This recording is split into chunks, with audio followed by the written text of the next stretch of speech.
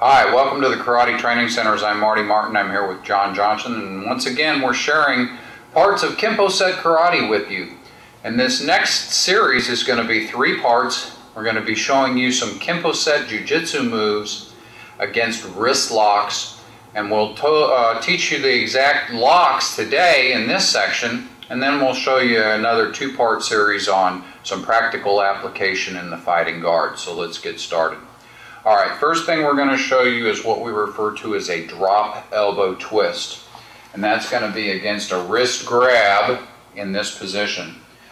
The lock itself is established by bringing the hand over the top.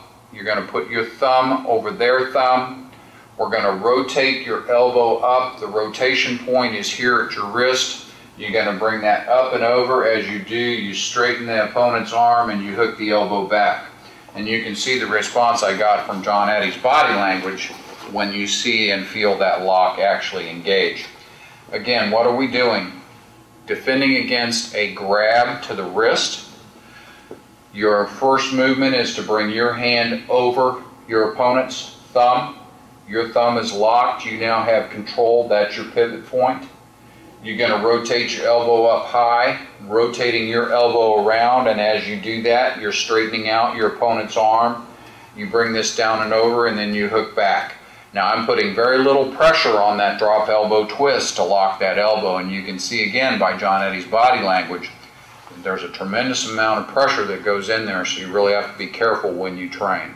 That's called a drop elbow twist, and it's against a wrist grab. Let's move to the other lock now, and this is called a wraparound. Got my hand up. John Eddie grabs this time with his right hand in a cross grab. I'm going to do the exact same basic concept that I just showed you for the drop elbow twist. I'm going to take my left hand. I'm going to trap John Eddie's thumb. My thumb's going to come right over, going to set right across his index finger.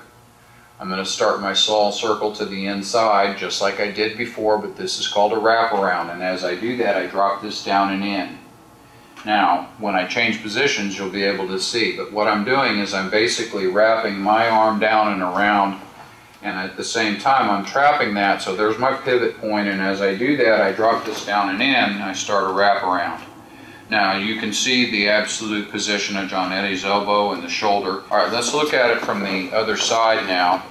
John Eddie grabs, I'm going to control, I'm going to start my downward motion, I come into my wraparound. Notice what's happening, I'm really working on what we refer to as the depth zones in Kenpo. And if I take and I change that alignment just a little bit with the cross step off my front foot, as I do that you see that I'm automatically moving behind my opponent, and I've really changed the balance position. So we have a great set of jiu-jitsu locks here. One referred to as a drop elbow twist, the other is a wraparound.